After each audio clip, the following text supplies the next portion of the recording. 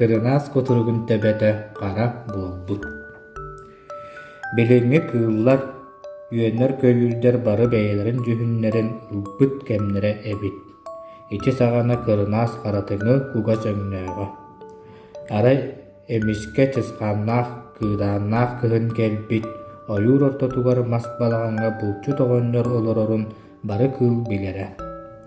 Кырынаас тоҥо ныксаан, үөлэскэ тахсан иттэ олорон утуктаан нуурайбыт. Арай оҕонньор таһыттан киирэн аанын күүскэ саппыт тыаһыттан соһуйан, мүччү туттан оргуйа турар ууга чол гына түспүт. Абытая бэрдиттэн сарылыыр саҥаны истэн булчу тоҕонньор кэлэн кырынааһы сулбут ардан таһаарбыт сып-сыгынньах эттээх эрэйдээх саккырыыр тыына эрэ орбут. Соҕотох оҕонньор доҕор оҥостоoro ылан көрбүт истибит харайбыт.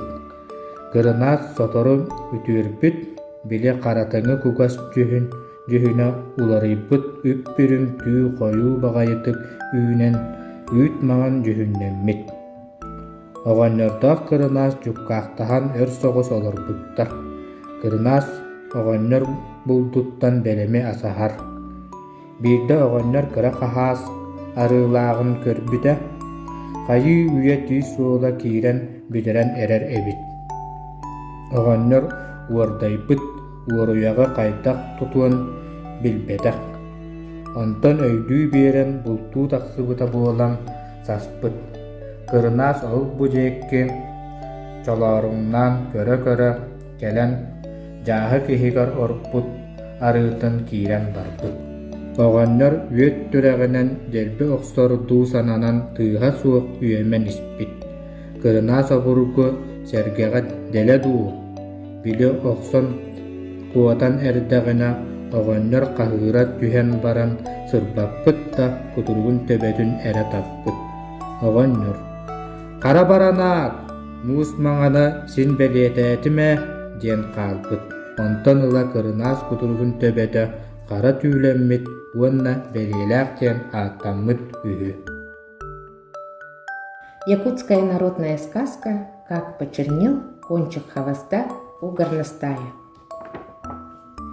Рассказывает, что в стародавние времена шерсть у горностая была совершенно голубой с темно-рыжим оттенком. И хвост тоже не имел никакой отличия. Как-то выдалась особенно холодная с трескучими морозами зима. Тяжело жилось ту зиму лесным обитателям.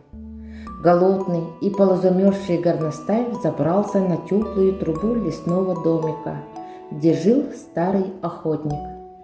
Разморенный теплом зверек задремал. Вскоре заявился хозяин избушки и, входя в нее, так сильно хлопнул дверью, что горностай спросонья сорвался в трубу и угодил прямо в котел с кипятком. Услышав вопли незадачливого зверька, старый охотник вытащил его из котла. Шкура у горностая облезла, и был он чуть жив. Жалко стало старику бедного зверька. Да и не таким одиноким себя с ним почувствовал, и стал выхаживать горностая, кормить да от всяких напастей оберегать.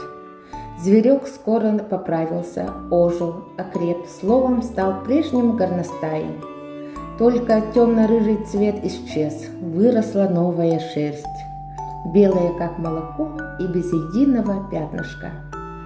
Так прожили старик и горностай довольно долго, и все у них шло хорошо. Но вот как-то старик полез за небольшим запасом масла, которое держал в берестяном кузовке. Вдруг он увидел на масле следы острых мелких зубов.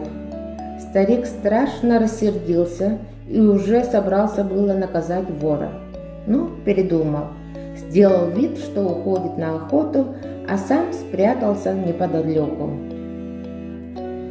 То и дело, оглядываясь, появился горностай и стал догрызать остатки масла. Все видевший старик схватил попавшуюся под руку наполовину обгоревшую головешку и кинулся к вору. Но чуткий горностай юркнул между его ног и в открытую дверь. Старик все же успел ударить его по самому кончику хвоста. «Все-таки я сделал отметину на твоей чистой шкуре, разбойник», сказал себе в утешение старый охотник. А кончик хвоста у горностая с тех пор покрылся черной шерстью. Охотника в наших краях так и зовут горностая — зверек с отметиной.